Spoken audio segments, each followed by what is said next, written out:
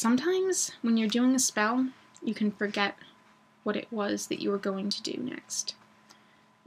I've been there, especially if you have certain words that you need to say. And with practice, that does become easier. If you're in acting, you've got a leg up, you know? You already know how to memorize lines. But most people aren't actors, and a lot of people are still beginners at, writing spells, and it's really easy to forget what you were going to say, or what exactly you're going to do next, or you forget a step. If there's words that you need to say, and you don't want to forget them, write them down. Don't just have the book, physically write them down beforehand. That act of physically handwriting something down will put a kinetic, muscle memory from that stored in your brain. You'll remember it better because you wrote it. Your hand subconsciously and your brain remembers what you wrote because you had to think about it more. At least for me, I find that works even better than typing something down. If you typed up a spell on the computer, before you perform it, at some point, it doesn't even have to be legible. You can have the worst handwriting in the world, and it doesn't matter because nobody else is going to ever have to see it. Just write it down, get a pencil or a pen, a scrap of paper, and write it down, because it'll help you remember.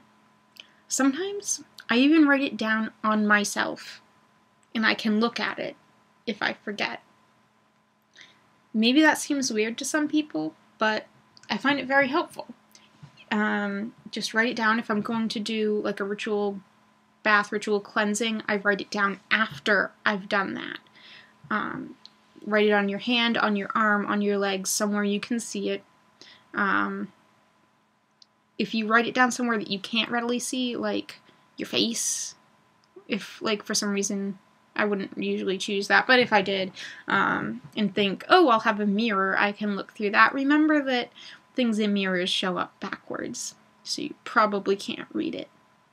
But write it somewhere on your arms, your legs, your hands, inside of your wrist. Body art, paint, has a huge tradition in spell work and ritual. Writing something down on your body is going to put a huge amount of intent into what you're going to do.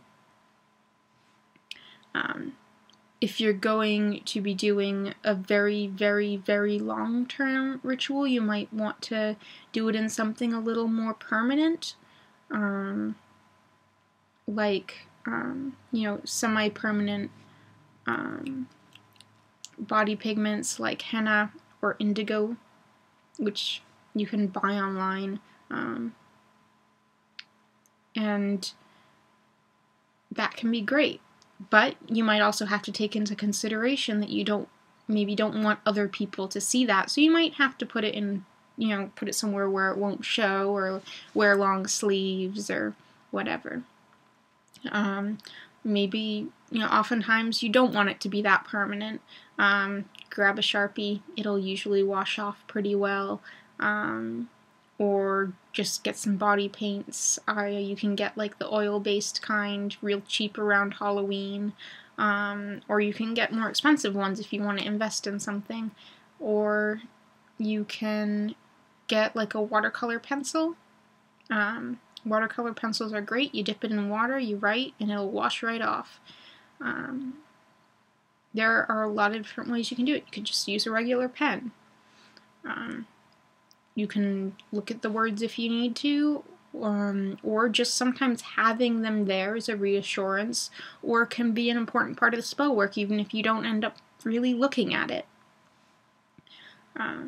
So I hope that all those tips were helpful.